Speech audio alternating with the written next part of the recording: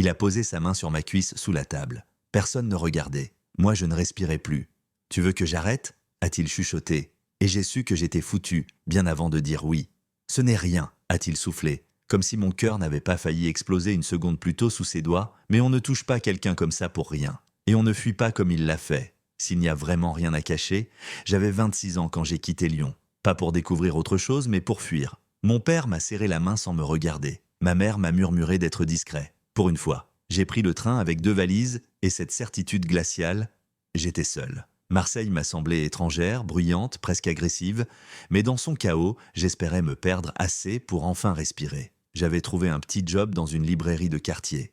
Discret, mal payé, parfait, personne ne poserait de questions. Dès le premier jour, on m'a présenté Adrien, 33 ans, regard trop direct pour être anodin. Il m'a salué d'un simple signe de tête.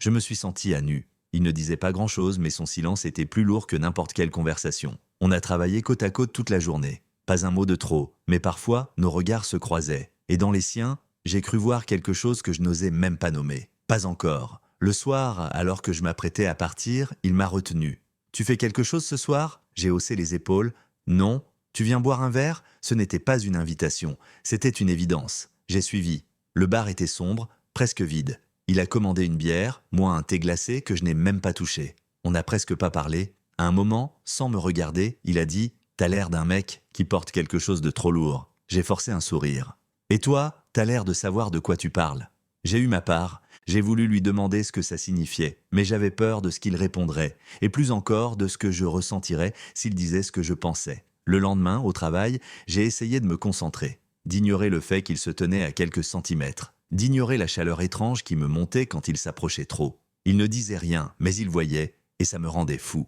À la pause, on est sorti fumer. Enfin, il a fumé. Moi, j'ai juste serré ma bouteille d'eau. « Tu viens de Lyon, non ?» J'ai hoché la tête. « T'es parti pour fuir ou pour chercher ?» Je suis parti pour respirer. « T'as réussi ?» Pas encore. Il a écrasé sa cigarette, s'est approché un peu trop. Mon cœur battait trop fort pour ce calme apparent. Il a murmuré « Moi j'ai fui aussi. Une femme, une vie, des mensonges. J'ai relevé les yeux. Et maintenant, j'essaie de plus me trahir. J'ai eu envie de lui dire que moi, je ne savais même plus qui je trahissais en me taisant tout le temps. Ce soir-là, il m'a raccompagné. On n'a pas parlé sur le chemin. Arrivé devant mon immeuble, il a posé la main sur mon épaule. « Tu sais que je te vois, hein ?» J'ai voulu lui demander ce qu'il voyait. Mais mes lèvres sont restées closes. Il a souri, triste. Puis il est parti. Je suis resté là, paralysé. Le lendemain, je me suis levé trop tôt. Je n'avais pas fermé l'œil. J'ai évité son regard toute la matinée. Mais à midi, il m'a suivi jusqu'à l'arrière-boutique. « Tu m'évites ?»« Non. Louis, je ne veux rien te faire de mal. » « Alors ne dis rien. Parfois, il faut parler. Et parfois, parler détruit tout. » Il m'a regardé longtemps, puis a murmuré « Tu me fais peur, parce que tu réveilles ce que j'ai enterré. » Je suis resté figé. Puis j'ai reculé. Il n'a pas insisté. Ce soir-là, il ne m'a pas écrit. Et moi, j'ai attendu un message qui ne viendrait pas. Il ne m'a pas touché ce soir-là, mais j'ai senti son absence comme une brûlure. C'est étrange comme le silence peut hurler plus fort qu'un aveu. Les jours suivants, j'ai évité Adrien. Ses yeux, ses gestes, même son ombre me mettaient mal à l'aise. Non pas parce qu'il m'effrayait, mais parce qu'il me dévoilait. Je me sentais à nu dès qu'il entrait dans une pièce. Un midi, j'ai prétendu devoir passer un appel pour ne pas sortir avec lui. Je suis resté dans la réserve, assis sur un carton, à essayer de respirer normalement. Les souvenirs de sa main sur mon épaule, de sa voix basse, me hantaient. Et moi, j'avais l'impression de perdre pied. J'ai sursauté quand il est apparu à la porte. « Tu ne viens pas ? Pas aujourd'hui ? Tu me fuis, Louis ? Non, je ne sais juste pas quoi te dire. Alors dis rien, je veux juste que tu saches que je comprends. » J'ai levé les yeux. « Tu comprends quoi ? Ce que ça fait de jouer un rôle, tous les jours. » Ces mots ont transpercé ma carapace. J'ai hoché la tête, incapable de répondre. Ce soir-là, il m'a envoyé un message. « Si tu veux parler, je suis là. » J'ai écrit une réponse, puis je l'ai effacée. Trop de peur, trop de risques, trop de moi. 2 jours plus tard, on était de nouveau à la caisse ensemble. Un client, un homme d'une 50aine d'années, m'y a plaisanté. « Vous êtes marié ?» Adrien a secoué la tête. « Non ? Tant mieux. Il y a encore de l'espoir alors ?» Le type a ri. Adrien a souri poliment. Moi, j'étais figé. Quand le client est parti, Adrien s'est tourné vers moi. Avant, j'aurais menti. J'aurais dit que j'avais une copine. Et maintenant, j'en ai marre de me cacher, j'ai baissé les yeux. J'aimerais pouvoir dire ça aussi. Le soir, j'ai attendu qu'il parte pour sortir. Mais il m'a rattrapé au coin de la rue. « Tu veux marcher un peu ? Ou ça, juste marcher. » On a longé les quais en silence. L'air était frais, mais j'avais chaud. Après quelques minutes, il s'est arrêté. « Tu sais ce que j'ai compris ? Dis-moi. » que j'ai plus peur de me perdre à force de faire semblant que d'être rejeté pour ce que je suis. Je n'ai pas su quoi répondre, il a tourné la tête vers moi. J'ai jamais dit que je ressentais quelque chose, mais je crois que je tiens à toi. Et si ça te fait peur, je comprends. J'ai reculé d'un pas. Je sais pas ce que je ressens. On peut le découvrir ensemble. Il a tendu la main sans insister. Je ne l'ai pas prise, mais je ne l'ai pas repoussée non plus. Et c'était déjà trop. Le lendemain, j'ai eu du mal à regarder mes collègues. J'avais l'impression qu'ils savaient, même s'ils n'avaient rien vu, même s'il ne s'était rien passé. Pas vraiment. Puis il y a eu Julien, toujours trop curieux, toujours trop bruyant. Il m'a abordé pendant la pause. « Dis Louis, il y a un truc entre toi et Adrien ?» J'ai senti mon visage s'enflammer. « Non? Ah bon? On vous a vu l'autre soir, assez proche, non? On parlait, c'est tout. Ouais. Parler, on connaît. » Je me suis levé et suis sorti sans un mot. Adrien m'a rejoint dans la réserve. « Je suis désolé? De quoi? Julien m'a interrogé hier soir. J'ai dit qu'il n'y avait rien. Tu as dit que c'était rien? Je savais pas quoi dire. Tu aurais pu dire la vérité. Et alors, mon poste? Ma réputation? Et moi, Adrien, et ce que je ressens? Il s'est tu. J'ai senti quelque chose se casser en moi. Je savais qu'il avait peur, mais j'avais cru, naïvement, que j'étais plus important que son image. Je suis sorti, incapable de rester une seconde de plus près de lui. Le soir, il m'attendait. « On peut parler? Y a rien à dire? Je ne voulais pas te blesser. Mais tu l'as fait. » Il a tendu la main. J'ai reculé. « Ne fais pas ça. » Chez moi, je suis resté allongé, fixant le plafond. Je revoyais son visage quand il a dit « rien ». Je revivais ce moment où il m'a effacé pour se protéger. Et la honte, même si je savais que je n'avais rien fait de mal, me rongeait. Plus tard, il m'a envoyé « pardon ». Je n'ai pas répondu. Ce n'est pas le regard d'Adrien qui m'a détruit. C'est celui des autres, celui qui juge sans rien savoir, qui s'allie sans poser de questions, celui qui te rend coupable d'exister. Le matin suivant, j'ai senti que tout avait changé. Dès que j'ai franchi la porte de la librairie, 2 collègues m'ont observé en murmurant. Ils ont détourné les yeux trop tard. Mon ventre s'est noué. Adrien n'était pas encore là. J'ai accroché ma veste, cherché quelque chose à faire, n'importe quoi pour m'occuper les mains. Je rangeais des cartons quand j'ai senti un regard dans mon dos. Lourd, insistant. 1 heure plus tard, Adrien est arrivé. Il avait l'air épuisé. Il m'a lancé un regard bref, sans mots. Puis, il est parti dans le bureau. Je n'ai pas bougé. À la pause, Julien s'est assis à côté de moi avec un sourire mal placé. « Alors, Louis, il se passe quoi avec Adrien? Rien? Bizarre. On dit que vous étiez ensemble l'autre soir. Tard, très proche. On discutait. Discuter. C'est marrant ce que ce mot veut dire parfois. » J'ai quitté la table, la mâchoire serrée. Adrien m'a rejoint dans l'arrière-boutique. « Je suis désolé. Tu l'as déjà dit. » Il m'a interrogé. J'ai paniqué. J'ai dit qu'il n'y avait rien. « Et pour toi, c'est vrai? Il n'y avait rien? » Je ne sais pas. Tu sais très bien. Tu as juste eu peur. Il n'a pas nié. Et ce silence m'a blessé plus que ces mots. Tu réalises ce que ça fait? Être celui qu'on renie pour sauver sa peau? Il a tenté de s'approcher. J'ai reculé. Laisse-moi. Ce soir-là, chez moi, j'ai pleuré sans bruit. Pas à cause d'Adrien, mais à cause de ce que j'étais redevenu. Un fantôme, une rumeur, un sujet de moquerie. Le lendemain, en entrant dans la boutique, j'ai entendu Julien parler à une cliente. « Vous avez entendu? Adrien avec le nouveau... » Enfin, vous voyez, la femme a grimacé. Mes pas se sont figés. Tous les regards se sont tournés vers moi. « Arrête, Julien. Oh, monsieur se vexe. Je me casse. » J'ai attrapé ma veste et quitté la boutique. Je ne savais pas si je reviendrais. Dehors, il pleuvait. Une pluie fine, glaciale. Je marchais sans but, les mains dans les poches, la gorge serrée. J'avais cru qu'en changeant de ville, je pourrais recommencer. Mais la peur me suivait. Elle était en moi. Je me suis arrêté sous un auvent, respirant à peine. La colère montait, brute, sauvage. Pas contre Adrien, contre moi, pour avoir espéré. J'ai marché encore, longtemps, jusqu'à ce que mes jambes ne me portent plus. Je me suis laissé tomber sur un banc, face au port. L'eau noire m'apaisait un peu. Mon téléphone a vibré. Adrien, je l'ai retourné, écran face contre bois. Je revoyais son regard quand il a dit que ce n'était rien, comme si j'avais rêvé, comme si ce que j'avais ressenti n'avait aucune valeur. J'ai appelé ma mère, je ne savais même pas pourquoi. « Louis, je vais mal. Tu veux rentrer? » « Non.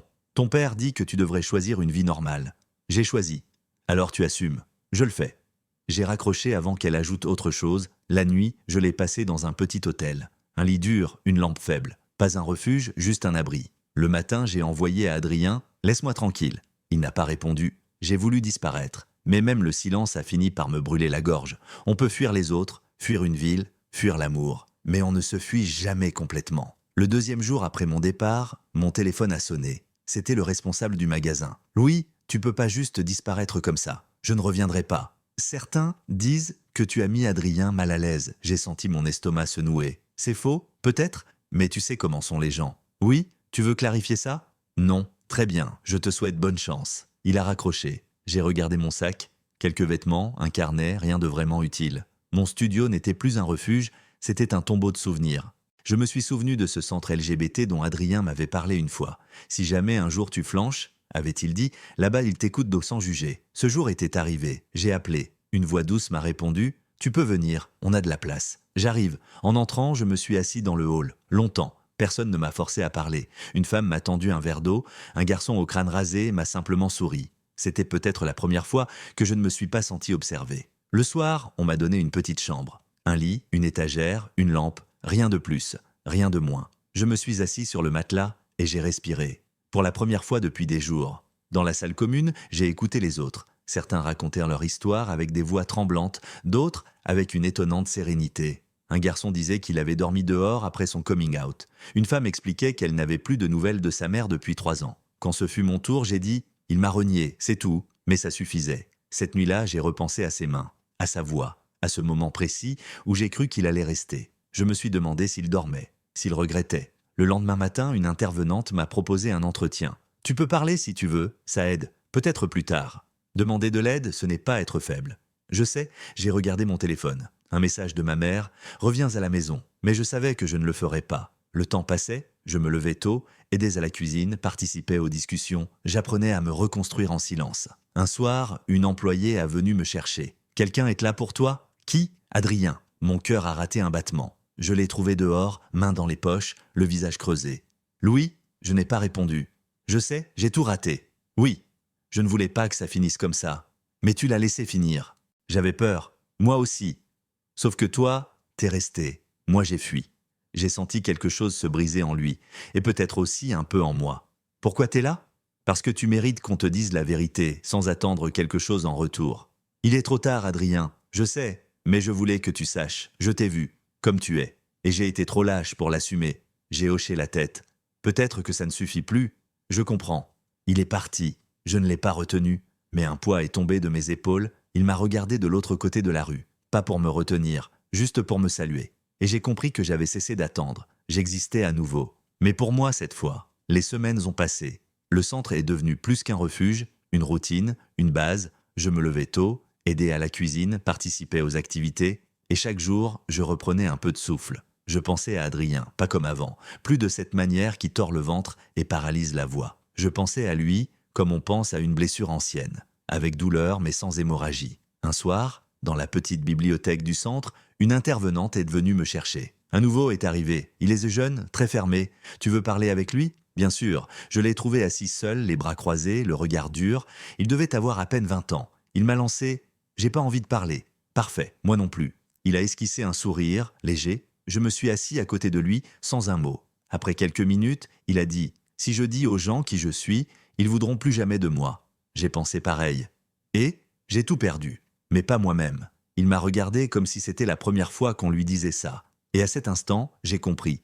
Ma douleur avait trouvé un sens, j'ai continué à l'aider. Et les autres. Certains jours, j'étais fatigué, vidé, mais jamais vide. Plus depuis longtemps. Un jour, en quittant le centre pour aller acheter du pain, je l'ai vu. Adrien, l'autre côté de la rue. Il m'a vu aussi. Il a levé la main. J'ai simplement hoché la tête. Je n'ai pas traversé. Je n'en avais plus besoin. Il n'y avait ni rancune, ni regret. Juste un chapitre qui s'était refermé. Il n'avait pas été l'homme que j'attendais, et j'avais cessé d'espérer qu'il le devienne. Le soir, assis dans la salle commune, on riait avec les autres. Des rires simples, fragiles, mais réels. L'un d'eux a raconté comment il s'était enfui en pyjama après que son frère ait lu ses messages. Tout le monde a ri. Et moi aussi. J'ai pensé à ma mère, à ses messages. « On t'attend toujours ?» Je ne répondais plus. Pas par haine, mais parce que je savais que je ne voulais plus demander la permission d'être ce que je suis. Dans ce centre, j'avais trouvé plus qu'un abri. J'avais trouvé une vérité, la mienne, pas parfaite, pas flamboyante, mais assez forte pour me porter. Un soir, une bénévole m'a proposé de prendre un rôle plus actif. « Tu pourrais animer des groupes de parole, ton histoire touche les gens.